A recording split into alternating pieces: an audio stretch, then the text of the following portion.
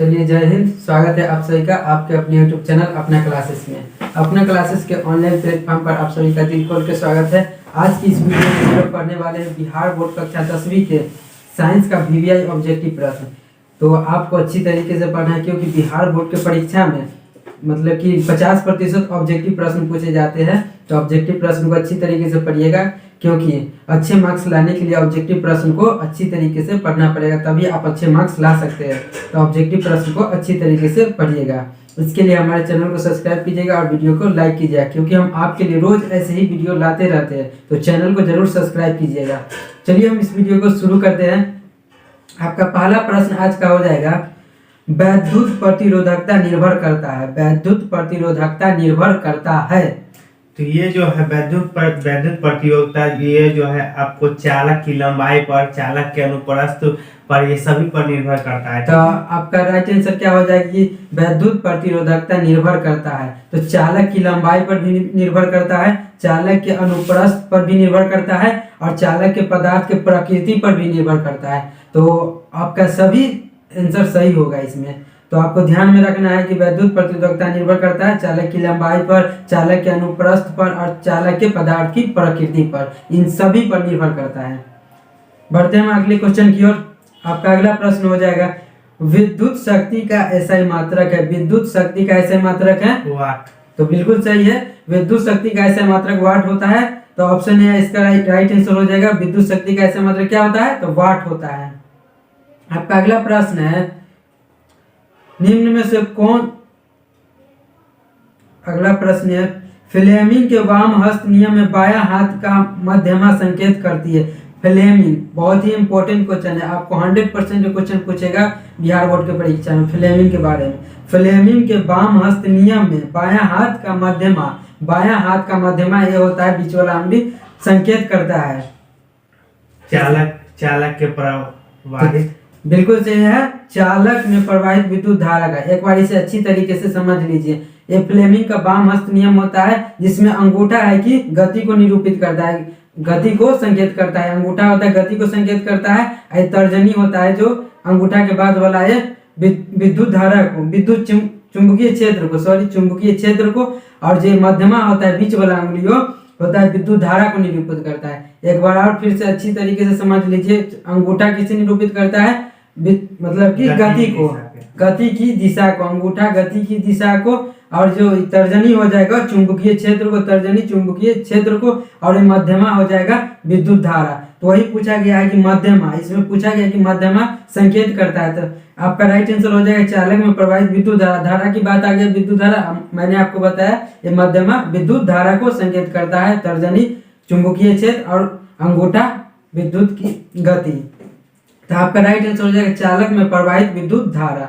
ठीक है, आपको समझ में आ गया होगा, लेकिन एक बार और समझ लीजिए। अंगूठा हो गया गति की दिशा, तर्जनी हो जाएगा चुंबकीय क्षेत्र, और बीच वाला यानी मध्यमा हो जाएगा विद्युत धारा। ठीक है, आपका अगला प्रश्न है, आपका अगला प्रश्न हो जाएगा, चुंबक के भीतर चुंबकीय क्षेत्र रेखाओं की गति क्या होती है? चुंबक के भीतर चुंबकीय क्षेत्र रेखाओं की गति क्या होती है? उत्तर ध्रुव से दक्षिण ध्रुव की ओर। तो बिल्कुल सही है। चुंबक के भीतर चुंबकीय क्षेत्र की दिशा होती है उत्तर ध्रुव से दक्षिण ध्रुव की ओर होती है, यानी नॉर्थ से साउथ होता है, नॉर्थ पोल से साउथ पोल, उत्तर ध्रुव से दक्षिण ध्रुव। आपका सही उत्तर है। ये जो चुंबक है ना, चुंबक को जब स्वतंत्र अवस्था में लटकाया जाता है तो क्या होता है, उत्तर से दक्षिण दिशा में की ओर रहता है। जैसे कि इसका जो उपयोग होता है, पायलट लोग हवाई जहाज में भी इसका उपयोग करता है। जब चुंबक को स्वतंत्र अवस्था में लटकाया जाता है तो वो जो है उत्तर और दक्षिण ध्रुव की ओर दिशा की ओर रहता है। इससे वो अंदाज मिला लेता है किस दिशा की ओर उसका जो है जहाज जा रहा है, तो इसका प्रयोग वहां भी किया जाता है। तो ये सभी बात आप ध्यान में रखिएगा। आपका अगला प्रश्न हो जाएगा, नाभिकीय ऊर्जा का स्रोत निम्न में से कौन है? आपको 4 ऑप्शन दे देगा और पूछेगा कि नाभिकीय ऊर्जा का स्रोत है। तो इसमें आपका राइट आंसर हो जाएगा यूरेनियम। यूरेनियम इसमें दिया गया ऑप्शन में, तो नाभिकीय ऊर्जा का स्रोत है यूरेनियम। आपका अगला प्रश्न हो जाएगा, वैज्ञानिक आंद्रे मैरी एम्पियर किस देश से संबंधित है? वैज्ञानिक आंद्रे मैरी एम्पियर किस देश से संबंधित है? फ्रांस से। तो बिल्कुल सही है। उसका संबंध है कि आंद्रे मैरी एम्पियर जो है उनका संबंध फ्रांस देश से है। तो आपका अगला प्रश्न अब हो जाएगा, पवनों का देश कहा जाता है। पवनों का देश, जो पवन चक्की होता है जिससे बिजली का उत्पादन होता है, वो तो पवनों का देश किसे कहा जाता है? डेनमार्क। तो डेनमार्क को कहा जाता है पवनों का देश। जिससे बिजली बनता है पवन चक्की से, उसको कहा जाता है पवनों का देश कहा जाता है डेनमार्क को।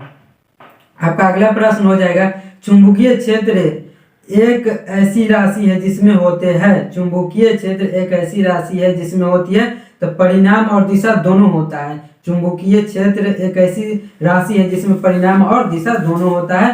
तो आपको ध्यान में रखना है, परिणाम और दिशा दोनों होता है चुंबकीय क्षेत्र की में।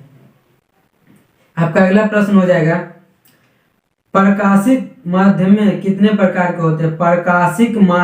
प्रकाशिक माध्यम कितने प्रकार के होते हैं? 3 प्रकार। तो बिल्कुल सही है, 3 प्रकार के होते हैं। प्रकाशिक माध्यम 3 प्रकार के होते हैं। आपका अगला प्रश्न हो जाएगा, तारों के टिमटिमाने का कारण है। तारों के टिमटिमाने का कारण है, एकदम इंपॉर्टेंट क्वेश्चन है, सब पूछे जाते हैं। तारों का टिमटिमाने का कारण क्या है? वायुमंडलीय अपवर्तन। तो बिल्कुल सही है, अपवर्तन के कारण ही तारे टिमटिमाते रहते हैं। तो आपका राइट आंसर हो जाएगा वायुमंडलीय अपवर्तन। जब देखिएगा कि मतलब कि वायुमंडल में कभी गर्म हवा कभी ठंडा हवा चलते रहता है, इसके कारण मतलब कि तारे टिमटिमाते रहते हैं। इसका कारण क्या होता है? वायुमंडलीय अपवर्तन। तो तारे का टिमटिमाना आपको ध्यान में रखना है, अपवर्तन के कारण टिमटिमाते रहता है। आपका अगला प्रश्न हो जाएगा, आमीटर प्रतिरोध है। आमीटर प्रतिरोध होता है, यानी कैसा होता है? आमीटर प्रतिरोध होता है तो बहुत छोटा होता है। आमीटर प्रतिरोध जो होता है बहुत छोटा होता है। तो आपका सही उत्तर हो जाएगा बहुत छोटा होता है। खिलौनों में किस सेल का उपयोग किया जाता है? खिलौनों में किस सेल का उपयोग किया जाता है? तो बिल्कुल सही है, सूखा सेल का उपयोग किया जाता है। खिलौनों में सूखा सेल का उपयोग किया जाता है। बढ़ते हैं आगे की ओर।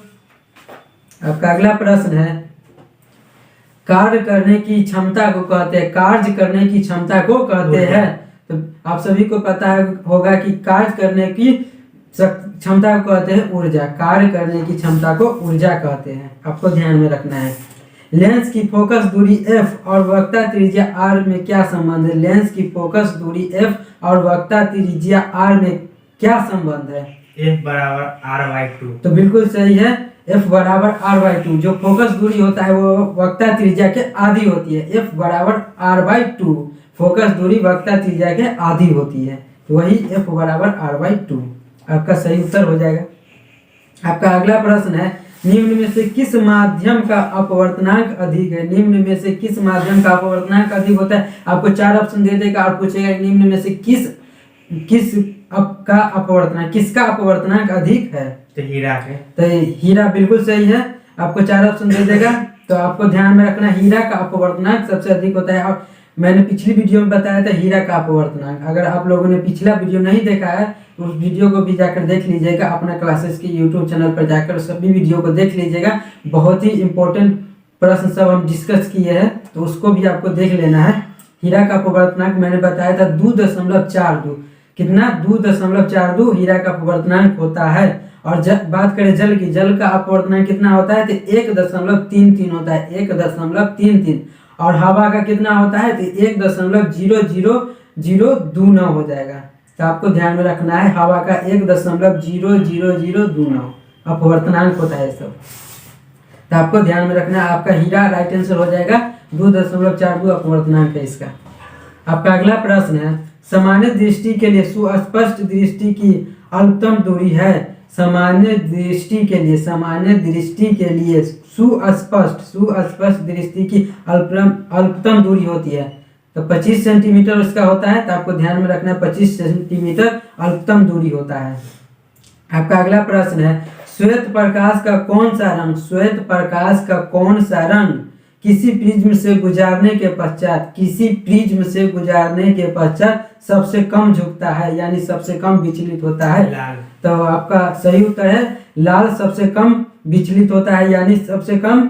इस नंबर में क्या प्रश्न है? आपका प्रश्न है, निकट दृष्टि को किस लेंस के उपयोग द्वारा संशोधित किया जाता है? निकट दृष्टि को किस लेंस के उपयोग द्वारा संशोधित किया जाता है? अवतल लेंस। तो अवतल लेंस बिल्कुल सही है। निकट दृष्टि के लिए अवतल लेंस, मैंने पिछली वीडियो में आपको बताया था कि ऑप्टल लेंस के बारे में मतलब कि बहुत फुल डिस्कस किए थे पिछले वीडियो में। तो आप लोगों ने नहीं देखा वीडियो तो जाके देख लीजिएगा, क्योंकि बहुत इंपॉर्टेंट है परीक्षा की दृष्टि से, तो आपको देख लेना है। निकट दृष्टि के लिए ऑप्टल लेंस, और बात करें दूर दृष्टि के लिए तो हो जाएगा उत्तल लेंस।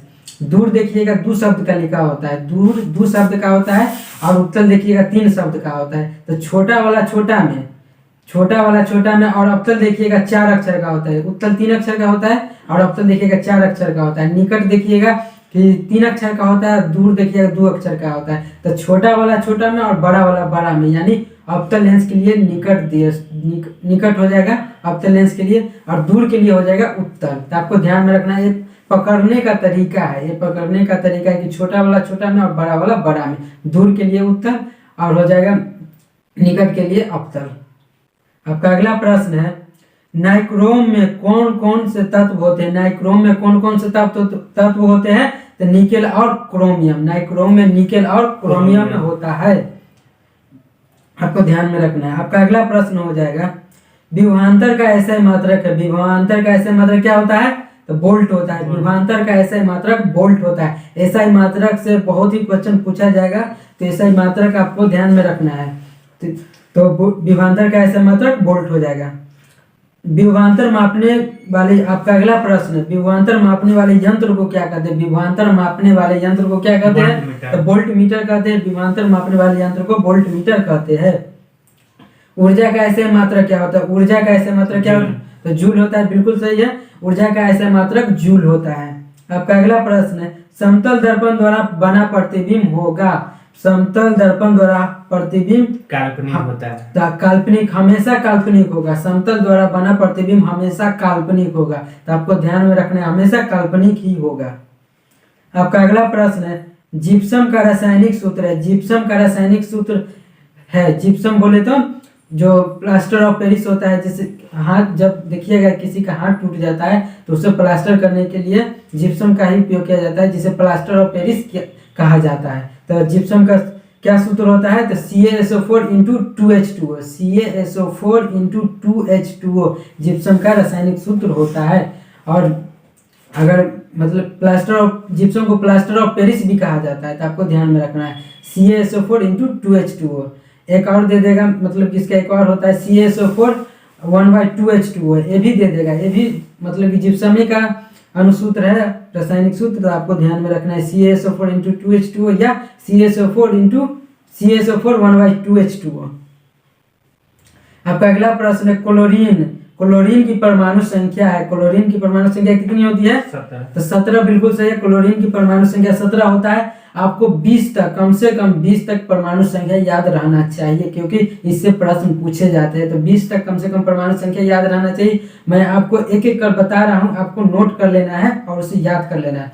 तो एक से मैं आपको बता रहा हूँ, हाइड्रोजन का 1 हो जाएगा परमाणु संख्या, हाइड्रोजन का 1, हीलियम 2 हो जाएगा, लिथियम का 3 हो जाएगा, बेरिलियम 4 हो जाएगा, बोरोन 5 हो जाएगा, कार्बन का 6 हो जाएगा, नाइट्रोजन 7 हो जाएगा, ऑक्सीजन का 8 हो जाएगा, फ्लोरीन 9 हो जाएगा, नियोन का 10 हो जाएगा, सोडियम का 11 हो जाएगा, और मैग्नीशियम का 12 हो जाएगा, एल्युमिनियम का 13 परमाणु संख्या हो जाएगा, सिलिकॉन का 14, फास्फोरस का 15, सल्फर का 16, और क्लोरीन का हमने अभी प्रश्न नहीं आया था क्लोरीन का, तो क्लोरीन का 17 होता है, आर्गन का 18 होता है, और पोटेशियम का 19 होता है, पोटेशियम का 19 और कैल्शियम का 20। तो आपको ध्यान में रखना है, ये सभी परमाणु संख्या है जो मैंने बताया, परमाणु संख्या है 1 से 20 तक मैंने आपको बता दिया है। आपको वीडियो को रोककर इसे नोट करते हुए चलना है। आपका अगला प्रश्न हो जाएगा, सामान्यतः एथेनॉल को क्या कहा जाता है? सामान्यतः एथेनॉल को क्या कहा जाता है? तो एल्कोहल कहा जाता है। सामान्यतः एथेनॉल को एल्कोहल कहा जाता है। काली चूना का रासायनिक अनुसूत्र है। काली चूना का रासायनिक अनुसूत्र है CaO। तो आपको ध्यान में रखना है, काली चूना का रासायनिक सूत्र होता है CaO। आपका अगला प्रश्न हो जाएगा, बेकिंग सोडा का रासायनिक सूत्र है। बेकिंग सोडा का रासायनिक सूत्र क्या होता है?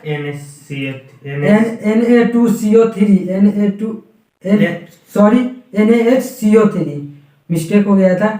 बेकिंग सोडा बोले तो खाने वाला सोडा, आपको प्रश्न में कहीं दे देगा बेकिंग सोडा और कहीं लिख देगा खाने वाला सोडा, तो आपको दोनों एक ही होता है, बेकिंग सोडा बोले तो या खाने वाला सोडा बोले तो उसका रासायनिक सूत्र होता है NaHCO3, रासायनिक सूत्र NaHCO3 और रासायनिक नाम हो जाएगा सोडियम बाइकार्बोनेट। आपको ध्यान में रखना है कि खाना कौन बनाती है, तो बाई बनाती है, तो खाने वाला सोडा सोडियम बाइकार्बोनेट और धोने वाला सोडा हो जाएगा सोडियम कार्बोनेट, धोने वाला सोडा सोडियम कार्बोनेट और खाने वाला सोडा सोडियम बाइकार्बोनेट।